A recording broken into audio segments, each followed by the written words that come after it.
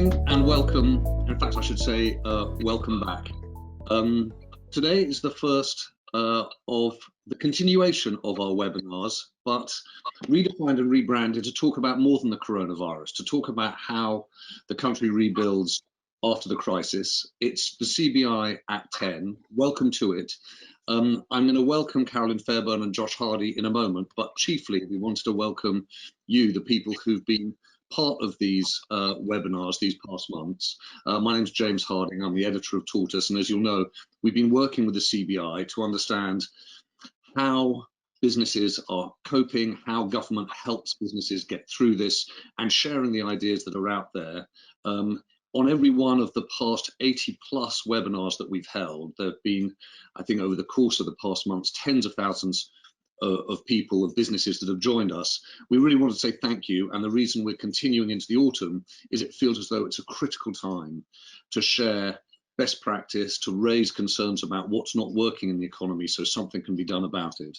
And in that spirit, we're continuing on Mondays and Wednesdays with these webinars, CBI at 10. Please do join us. Just to keep you on your toes, we decided to do the first of the Monday and Wednesday webinars on a Tuesday, because of course today is the beginning of September, 1st of September, and for many, many people, it's a serious, not just back to school, but back to work moment. I'm delighted that then Carolyn Fairbairn, the CBI's Director General, and Josh Hardy, the Deputy Director General, are here with us. In the course of the next 45 minutes, what we're really going to do is try to go through all of the things that, if you like, are on the business and government to-do list, catching up on what's happened over the summer, but really looking ahead, back to school, back to the office, into the budget, addressing the Brexit negotiations. But as ever, these conversations are best informed by you. So please do weigh in with a point of view. If you've got an observation on things that are not necessarily in the stream of discussion, please do raise them, and I'll make sure to bring Carolyn and Josh in on those things too. As ever, if there are things that are sensitive and you want to raise but want to do so anonymously, please do so. And then towards the end of the conversation, the CBI's got an extraordinary agenda for the next few months of really focused discussions on some of the big themes, big issues. I know Carolyn's going to share some of that with you towards the end of the 45 minutes. But Carolyn, Josh, welcome back. It's great to see you. Carolyn, why don't you start, not quite sort of, you know, what you did on your summer holidays, but if you like, a little bit about what you think is the sort of hangover of the summer and what you see, and give us a catch up if you like. Absolutely, James, and you know, good morning to you. Great to see you again, and welcome to everybody on the call. As James says, this is a new launch. I think, you know, it does feel like we are in a really different phase. I think the mood has changed. Even I felt it last week and at the beginning of this week, and we will certainly be trying to capture that sense of a new term, a sort of a new phase for our economy going back in. But in terms of just that kind of quick recap from the summer, I mean, first of all, I hope that everybody on the call managed in some shape or form to get a break, because I know how relentless it has been for so many people. And I think it's been a curious summer, because although there have been people taking breaks, there has been an enormous amount still going on. And just to highlight, James, some of the top things on the business agenda over the summer.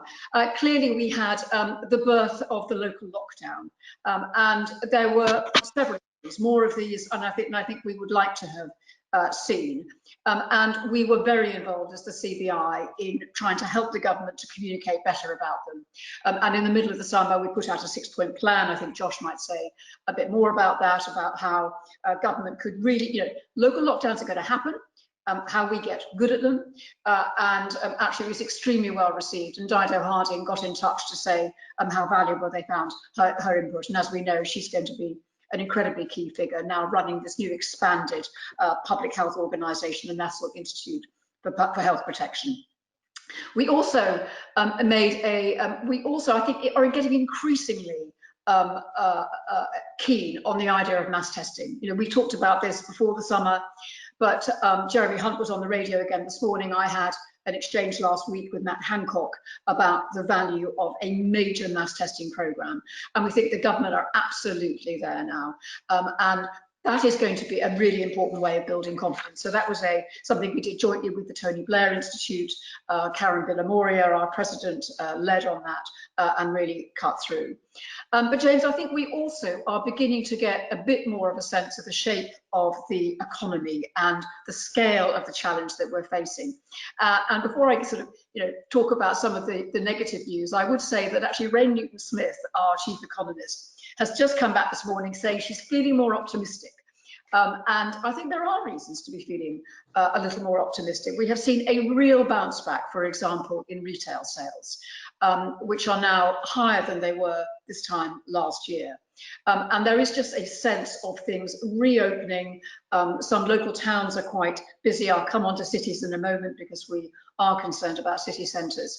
But although we know that this is a major recession, we know it's hugely challenging, there are some reasons to be cheerful that are beginning to come through in the numbers. So James, if you like, that's a bit of a recap of sort of the summer, but clearly there are some very big issues now on our plate, which we might want to come on to now. Karen, let's go on to some of those looking forward, and then I think once we've gone through things, then we can drill down a little bit into some of the ideas around mass testing, but in particular around the shape of the economy. So why don't you sort of look ahead, particularly because I think a lot of people are coming back today thinking, all right, how do we go back to the office? What's the outlook, in the next couple of months? Absolutely. So the agenda of the moment, I think, has three really big things on it. The first is confidence building. Yes, around schools going back. And of course, this is a huge week for schools. We care a lot about that. But increasingly, it's a really important time for offices to begin to go back as well. And we know how thoughtful firms are being about this, how we are moving towards a new hybrid of flexible working with office working. But I think a few things have really struck us and members over the summer around where we are at the moment. The first is that the entire economy, service economy, moving to remote working has created real challenges for young people's training, for mental health, and increasingly, and I was quite vocal last week about the challenge for our centre cities, the collapse, the heart attack that we've given to the centre of London, the centre of Manchester, the centre of Birmingham, and that we need to be building confidence around people who want to go back to the office, feeling they can go back. Not compulsion, confidence. And we've been talking about the enablers for that. I think there are three. There is transport and confidence around public transport. The Mayor's office has been in touch with us on the back of that to talk about London and how we can build confidence there. Test and trace, again, how we make that really, really powerful and really effective. And finally, the mass over time, the mass widespread testing, beyond test and trace, the actual use of mass testing. So those are kind of the confidence builders. And we want to continue to have this conversation with members around how they are feeling about going back to work, back to the office. And so if there's anything coming through on the back of this webinar, James, we would particularly like to hear that. The second big item on the agenda for business and government is the furlough scheme. What is now needed in terms of further business support. And I think if there is one really, really striking observation for me over the summer and about the economy, is how incredibly different the impact is on different businesses and different sectors. We've said it before, but it's opening up even more. You've got some retailers who are doing incredibly well, while you've got other parts of the hospitality sector who are completely shut still. We know aviation is pretty well on its knees. And so you have this binary economy emerging. And our view as the CBI is that there needs to be more help from government, that we do not want a cliff edge to the furlough at the end of October, and we are working now on what that successor scheme might be. And James, next time we talk, I think I'll be in a position, Josh and I will be in a position to talk in more detail about what that might be, but we've been developing it in partnership with members. So 1, back to office; 2, furlough and business support. Part of that, I'd add the quarantine system, which is still feeling creaky, but we've been very influential on that. And then the final sort of piece on the agenda going forward is we mustn't lose sight of that long-term Build Back Better ambition that we were, I think, talking so productively about before the summer.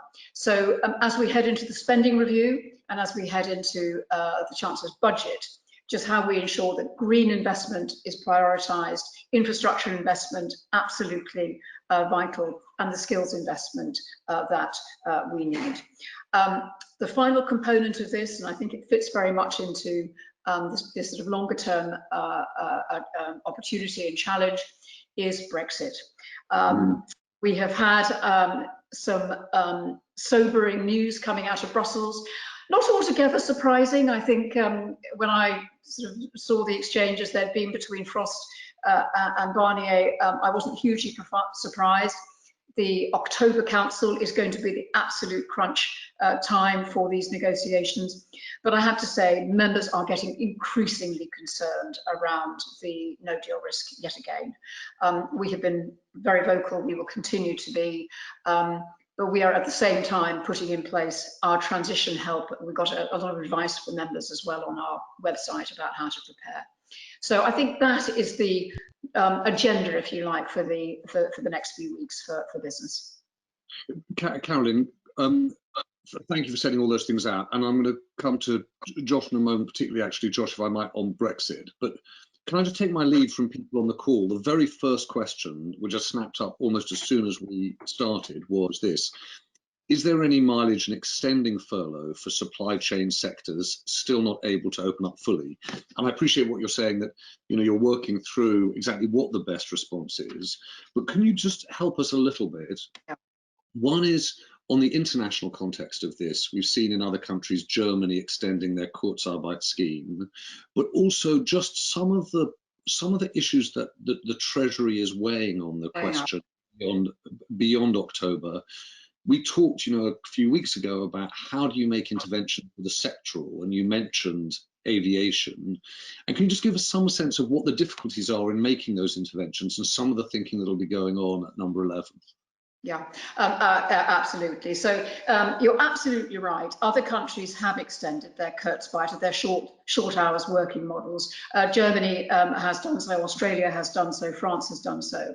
And you can see the logic. I mean, actually, the economic impact of this virus is extending beyond where people felt it might. The arguments against extending it in its totally current form, and this will be going through number 11's mind, and we've had the conversations, are that it doesn't discriminate by sector, and it is a blunt, fast means of getting support out to businesses, which is why we were so supportive of it. You remember we were very involved in the design of it. But Treasury will be worried about the cost and about the dead weight impact, the fact it will be going to some firms who don't need it.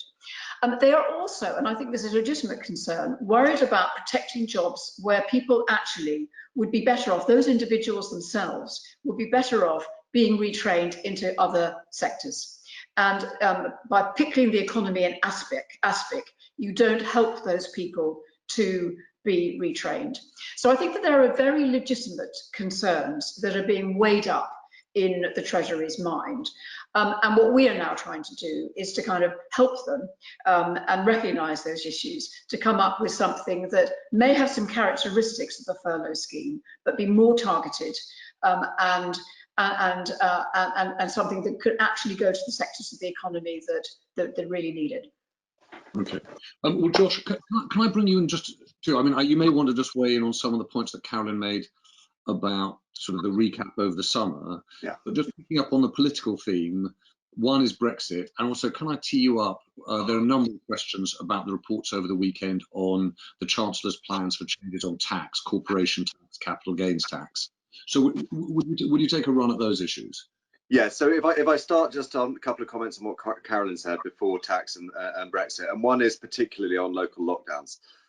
I think we've been talking about the extension of furlough, for example, That need for businesses that are caught up in local lockdowns is very, very clear. We had some great webinars back in July with Dido Harding and with Andy Burnham about those early days and people finding their feet. So I think, you know, our members are very supportive of local lockdowns because, look, they're better than a national lockdown, and of that journey to making them as small as possible. But as Carolyn said, they haven't been exactly smooth for businesses, and when you're caught in one of them, it's very, very difficult. So we did put forward that 6-point plan, asking for real clarity on areas like transparency about trigger points. What would cause a region to go into lockdown and to come out of it, so that businesses can plan a bit better? About early communication, preferably, and this hasn't always been the case, in working hours, about when the lockdown is going to happen. Clarity on the rules, clarity on who's in command, that one-stop shop. Who do you go to for questions? Is it government? Is it mayors? Is it local authority? Really focusing that test and trace resource, and then also really focusing that business support for businesses that do have to shut down. So just to reassure people, because I know for those where lockdowns are being mooted at the moment, it's very, very concerning. All of that is in train, all of that is coming through. We are determined to make it as easy as possible. So with better testing as well, I think we can expect movement there. But then on the two issues you raised, on Brexit, Carolyn has covered a lot of it. I think, where are we politically? Well, we're stuck on fish and state aid, essentially, level playing field. Those are two big political issues. Our gut feeling is that it would be quite surprising if the whole Brexit talks failed because of fish. And I think there probably are ways through there. Will require political leadership, will require compromise, but I think that feels more doable. State aid, level playing field, really quite difficult. We've talked to Barnier, we've talked to Number 10. There are genuine blocks there. We're doing all we can to find ways through a sort of parallel regulation, not supremacy by one side or the other. And I think, but what it's going to need between now and the end of October is politicians to step in. So we are doing all we can to find ways to get that deal, providing the evidence that businesses give us, so that government really understand the jeopardy right now. Josh, oh, sorry, can I ask you a question? Just because someone's asked this question, both to you and Carolyn, which is your sense that the government are concerned about a no deal, or that they're willing to accept that as an outcome? Well, shall I have first go, Carolyn, and then you can come in. I'll come in on that. Yeah. I think government do want a deal. I don't actually doubt that, and I think Europe wants a deal as well. Think about what happens if there's no deal. Firstly, I mean, being blunt about it, it's a huge political failure. We're striking this new UK independent trade policy, not being able to do a deal. Trade deals are tough. Not being able to do a deal with your biggest trading partner isn't a brilliant start. So I think, as well as the economic argument, that need to get a deal to show that we can do deals is important. The second thing about a deal, and this is, you know, putting the very important economics to one side, so if you don't get a deal, imagine what the relationship between the UK and the EU is likely to be. It's not going to be, it's going to be quite fractious slipping into no deal. That sets you back in your longer term relationship and conversations with the EU as well. So absolutely, I think the government do want a deal, as do the EU, but that doesn't mean that the threat of no deal is a meaningless threat. You know, I think they are willing to walk away with that if that's where we get to. So there is genuine jeopardy there, but all shoulders to the wheel to get it over the line in the next 6 weeks. Carolyn? Yeah, I mean, I think Josh has really said, and I was going to make the relationship point, because I think that's something that really weighs on both sides. And I've had conversations just recently in Germany along similar lines. You know, the idea of actually falling into acrimony with your closest trading partner, as opposed to having what might feel like a fairly slim deal. They can, on paper, in terms of economics, not look that different. In terms of the relationship, they are worlds apart. And I think that actually is really well understood. The other thing about a deal, and Josh touched on this, is you then have something to build up from. Even if it is relatively slim, and you can perhaps tell by my use of words, it's kind of slightly what I'm expecting now.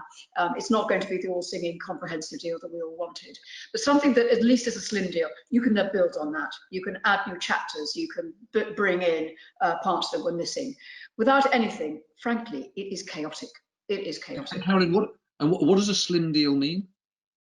A slim deal would be something, you know, when we talked about the original trade deal that business wanted, we talked about a comprehensive deal, and that meant it would have financial services, it would have agriculture, it would be, it would cover mobility of people, it would cover all of the aspects that you would want to see covered in a comprehensive trade deal.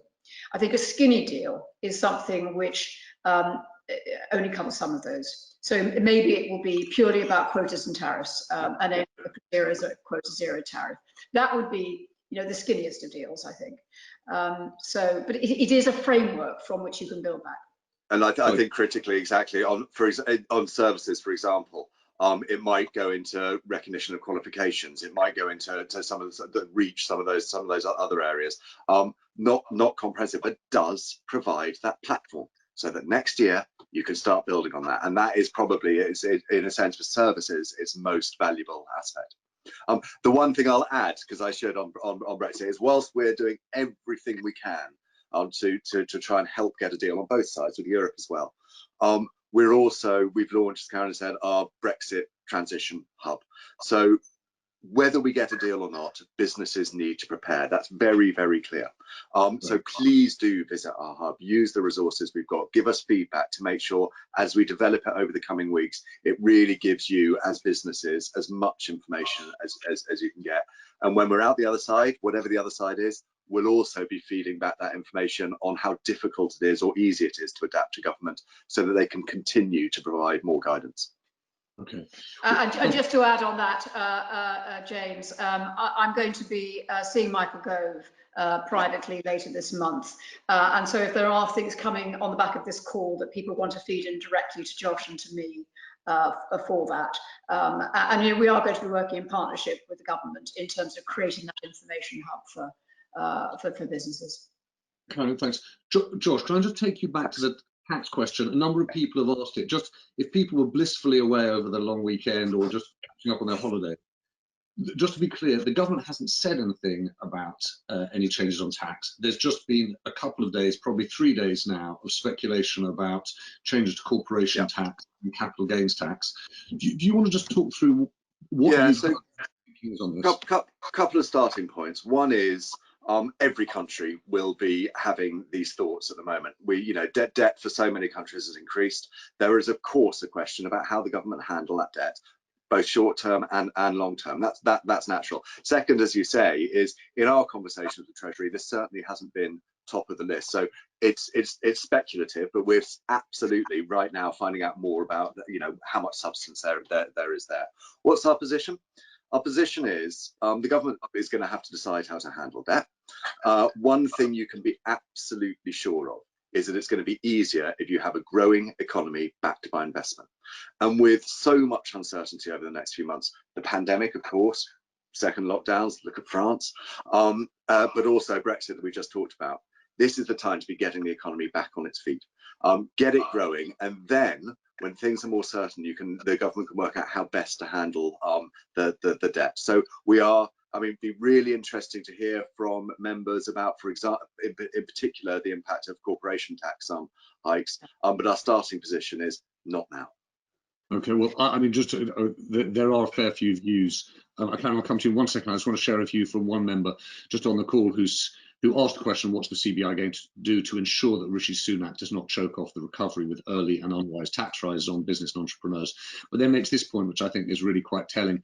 Business owners who have taken on CBILS to safeguard their businesses and jobs and will be paying for the next 5 to 6 years will be unable and unwilling to plod on if the Chancellor immediately starts to strangle the recovery and hit business. And so that debt point on taxes is an important one. Sorry, Karen, I interrupted you. No, but I think that's a really, really powerful point. And I think those kind of stories, that interplay between the loans and tax strategy, I think it would be very powerful to have examples on those. The other thing I think that is going to be important to try and understand, and again, members can help us understand this. I was very struck before the summer how discerning international investors were being about different international economies and where they invested. And so what we were hearing is, for example, those economies where they had extended furlough were potentially more attractive for international investment than those that hadn't, and we fed that back into Treasury. I would be very interested, particularly from our international members, to hear how this is now playing out. the different tax and spend policies of different governments, because I think, you know, the competitiveness of our economy is going to be under the microscope over the next 6 months. And we want to do everything we can as the CBI to ensure that the Treasury understands what competitive looks like, and what the international you know, bars are in terms of how the UK is being assessed. So any insights anyone has, really keen to hear them. And Josh, can we talk about this for a minute? You know, I think people have been quite encouraged and maybe also surprised to hear that, you know, Ray Newton-Smith, the CBI's chief economist, comes back and says, look, there's ground for more optimism, not just on the retail sales figures, but I suppose there's this strange thing that people are having to deal with, which are these two sounds in their ears. On the one hand, talk of rising unemployment, coming redundancies in the autumn, and on the other hand, August ending with probably the best month, I think, on record for the markets. And so why there is this real confidence in the longer term on corporate performance from the markets, and yet real anxiety around unemployment in the real economy. I just wondered whether you could help us interpret that and also try and navigate what the CBI's response to that should be. Yeah. I mean, I think you captured it beautifully, James. I think that there are these different voices in our ears, and I think it comes back again to the point that you have real winners and losers from this pandemic, and the winners are winning big. I mean, look at some of the big tech firms, and look at the losers in terms of aviation and hospitality, and some of the losers are very, very big employers. I mean, I think that's one of the sort of the things in terms of the unemployment risk. I mean, we are going to see unemployment rising. There is a real hope, though, that some of those thriving sectors, and I think tech is doing well, we are going to want to build broadband. You know, Zoom has reported doubling of profits. You know, you've got all of these growing firms as well, that we are able through our retraining and through the flexibility of our economy. You know, we have a very flexible economy in the UK, a very flexible labour market, that we actually ought to be able to smooth some of this. But no, I think it is the differential effect of the pandemic on different parts of the economy. And that is why I think the Chancellor is absolutely right to be seeking to make the most of that flexibility in getting the transition happening. Let's create the jobs in the really fast growing areas. So I think, yeah, we said it before, but I think this autumn is going to be so vital in terms of those decisions and how we call it and the judgments that we make. But what I do know is this, that if you're sitting there as the Treasury, hearing how things actually are on the ground is almost never been more important, because it's so baffling, this picture. So the more that we can actually talk about the real picture, the better. Okay. I think, Josh. I mean, it's been really interesting, actually, the discussion about this transition, both in terms of return to work and in terms of the way the economy is performing. So I think what you've seen, return to work as an example, many people totally justifiably can say this was happening anyway. We ought to embrace it. The local shops, the pret-a-manger issue, they need to adapt, and that's right. Similarly, with the wider economy, some sectors growing, some sectors really struggling. Some of that was, you know, particularly in tech and digitization, was a trend beforehand. But this transition has been brutal, and I think there are two things that stand out about it. One is the speed. No, you know, things moving that quickly, nobody can adapt. And the second is actually we're not in a settled state yet. Whether it's return to work, actually, we sort of, the pendulum has swung from January to now, and it's going to settle somewhere back in the middle. Similarly with the economic impact, and until it settles back in the middle, actually economies can't adapt because they don't know what they're adapting to. So it's in that time, and that time is now. The urgency really is now that economic support and those measures need to come in place, because they need to come in when there's a market failure, and there is no question that COVID-19 is a market failure, and the economy needs to be supported through it. So I mean, I know that tomorrow, in the webinar we're holding tomorrow, we're going to do an in-depth look at return to the workplace and how we organise ourselves to do that as effectively as possible.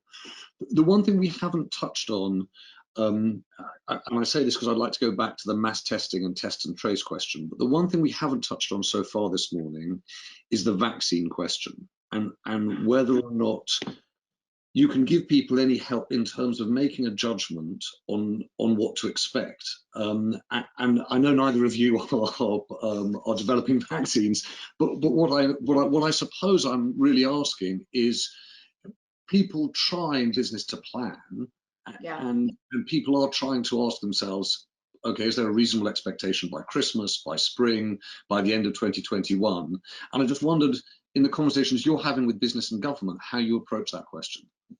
Yeah, I mean, I think it is incredibly difficult, not just because we're not epidemiologists, but because I don't think anybody really knows. And you have conflicting views coming from scientists. I mean, I have to say, I think it has been extraordinary the way scientists globally, and actually particularly in Britain. I mean, I think it's absolutely fabulous that we have, you know, Oxford leading the way. You've got some terrific partnerships going on between business and academia to make this happen. But I think if you are, in terms of the businesses that I'm speaking to, you can't count on it. I mean, I think that is the bottom line. And it almost reminds me of some of the early days of Brexit, when I talk to members, they say, well, can you rule out no deal? And I'd say, I'm really sorry, we'll do everything we can, but you know, you can't rule it out, no business can rule it. And I think it's the same here. Putting probabilities on it, I think, is also a mug's game. What I think we can argue, though, is that you at least want to back two horses, and the other horse is mass testing. So what mass testing does is it is the fallback in the event that the vaccine is too slow or doesn't happen, because that enables more normality, far more normality than we would get otherwise. But the businesses I speak to in general are not counting on it, and I don't think that they should. Yeah. I suppose, sorry, no, Carol. I guess what I was going to say is, one of the things I think you've heard over the course of the summer, this I've heard a good deal, is people saying, look, if you talk to the country like children, people behave like children. If you give people understanding of the complexity, they're going to appreciate it and adjust accordingly. And I suppose one of the questions I've got is whether or not there's a communication that's needed that says, look, here's the roadmap to the delivery of a vaccine. Here's the optimistic version. Here's the more pessimistic version.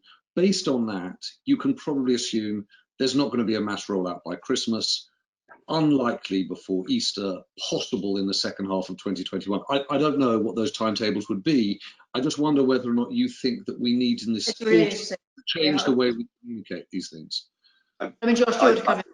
Well, I think that's right. And I think the government have been trying. It's been great, hasn't it, to have chief medical officers or Dido or, you know, people up there on the stand who actually, they're not politicians. I don't mean that pejoratively. I mean, they actually, they're experts in their field, and you can trust them.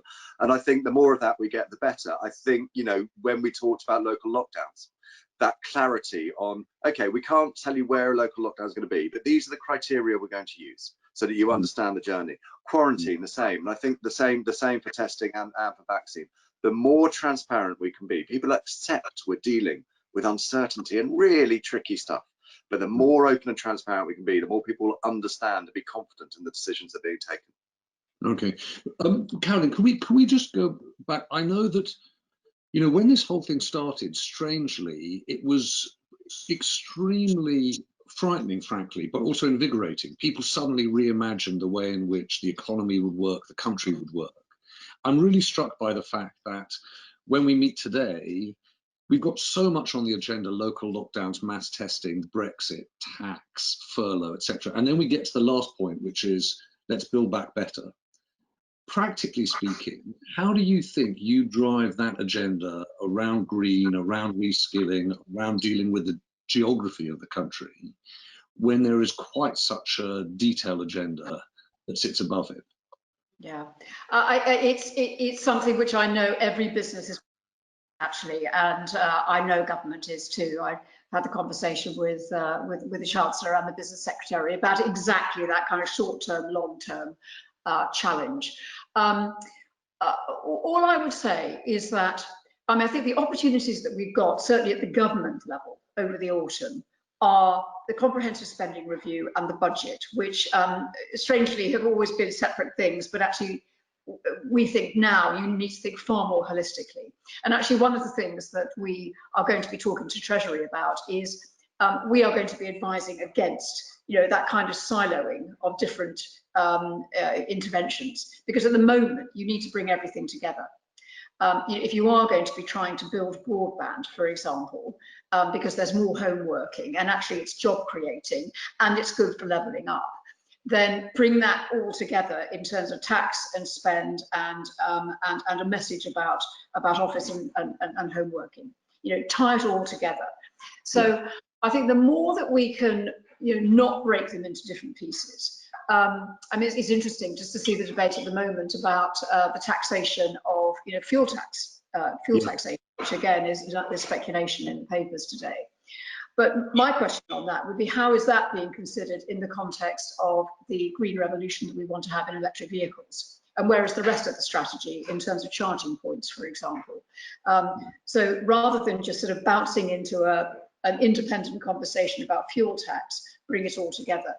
So this is not easy. There's going to be so much noise out there. There's going to be surprises, disappointments, flare-ups of the virus. But through it all, and I think, the CBI, we are going to be trying to do that. And I know that businesses will as well in their own agendas. How you keep going, that kind of, those really, good things that we have been talking about in terms of green, in terms of skills, in terms of infrastructure through the autumn. And I think by joining things up, I think it can be done. It'll be creaky, but I think it can be done. Carolyn and Josh, can I just replay to you some of the points that have been made by people on the call in the chat this morning?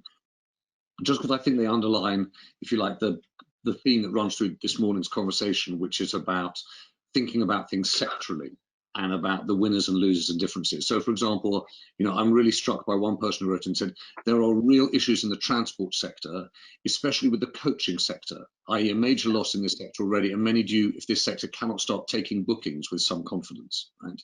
So one note, Josh, to pick up on the point of appreciations on clarity on the work that you and the CBI did around that 6-point plan, which is a real issue for confidence, is future local lockdowns and communication around future local lockdowns. I know we're going to get into return from the workplace.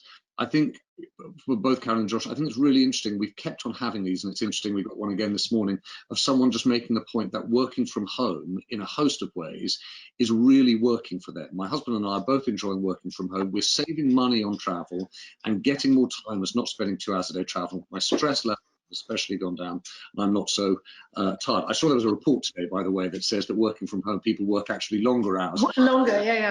Yes. But I appreciate their point, and I think in terms of the way in which the workplace changes. And then there's one specific question, which is a really difficult one, so I'm just going to play it straight to you, Josh.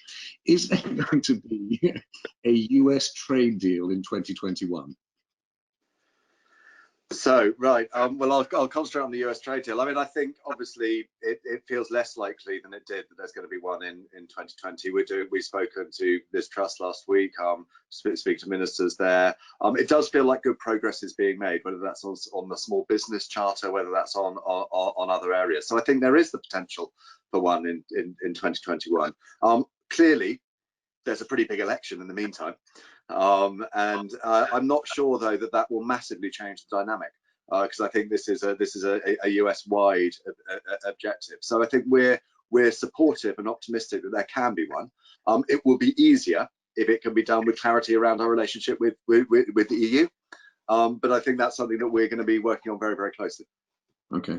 So can I just add to that, James? Having had a conversation with Liz Truss last week, I mean, I think that they progress has been difficult, and actually they've been quite frank both in the Brexit negotiations and these, how difficult negotiation by Zoom is. And so they're trying to resume them face to face, and I know that's something that Liz Truss is trying to achieve.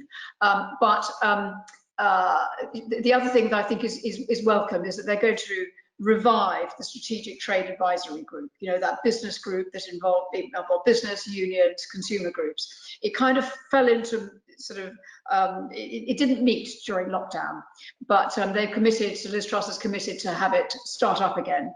And we think that can really focus, I think, in on the US deal, but also getting Japan over the line. and also on the Australian deal. Right. Karen, do you want to just wind up by just giving us an outline of, if you like, here, I would actually say probably to the beginning of November, you know, the CBI annual conference, we expect a budget at around that time. I know that there's some things that we're going to try and do in these webinars on the Mondays and Wednesdays, and then we're going to dedicate specific weeks to some big issues. The week after next, the week of the 14th, I know we're going to really look at achieving net zero, and there's a big focus on that.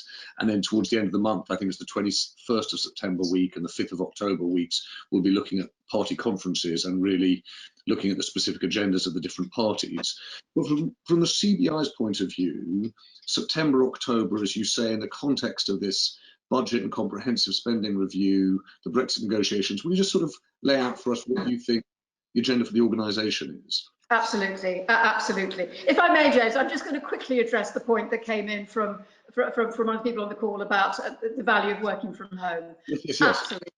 Absolutely, and it's really important on this. We need to really grab the benefits that people have and not lose them. And I think how we move to a hybrid where people we get the best of both is ideal. So just to say, I really hear her on that point. But on the autumn, listen. This is always the rush hour period for the CBI, and this year like no other, I think, because although the party conferences are not meeting physically, they are meeting virtually. It's a time for the agenda setting for politicians, and of course this year particularly sharp-edged with these huge decisions and the budget and the spending review. So just quickly, James, in terms of what we're going to be focusing on, so we will be getting our proposals into Treasury in the next 2 or 3 weeks for the budget and the consolidated spending review. And we are taking a leaf out of our own book, and we're presenting them as a single whole, because we think that's how the Treasury should be thinking of them. Very much about the bridge to recovery, the extension to whatever furlough turns into, building back better, resilience, a lot of the themes that we have been talking about. So that's the first. We have got this virtual conference program of our own that we are quite excited about, actually. Again, it's one of the things that we've been spurred into, but we think is going to be really powerful because we can reach so many more people. We're starting with our net zero conference on the 14th and 15th of September. We're actually running it as a hybrid. So some of it is going to be held in the studio with real people in a real space, but we're hoping to be able to invite many businesses across the country. We've got a stellar lineup, with Liz Truss speaking, Antonio Romeo speaking, and a number of international speakers as well. And that's at our International Trade Conference in October.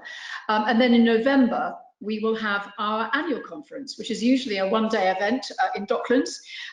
It is now going to be a 3-day virtual event. And I have to say, the lineup of speakers, James, is looking terrific. The theme is building back better. We are going to be taking that long-term view alongside the short-term challenges, and I think very excited about that. And we think we'll be able to make it maybe 10 times bigger in terms of audience than our physical one was. And we also have a diversity and inclusion conference later that month as well. So please, everybody who's on the call this morning, do have a look at the programme, do sign up. We would absolutely love to have you with us at any or all of those conferences. And then the final thing, just to kind of add to, we already mentioned it several times, but just a final advert from me, which is our Brexit Transition Hub, which is, I think, hopefully going to be a real resource for every size of business, and that is now up and running. So that's a sort of glimpse of the practical agenda for us over the next few weeks. Okay, well, Caroline, thank you very much, and Josh, thank you too. I know that we're going to take a proper deep look at Brexit actually in one of the webinars next week, which feels timely too. Tomorrow, the webinar CBI at 10 a.m. where we'll be back looking particularly at the return to the workplace. and Matthew Fell, the UK's the Chief Policy Director for the UK for the CBI, will be here, and there's going to be a panel of people from ASDA, from Schroders, from Sodexo, so please join.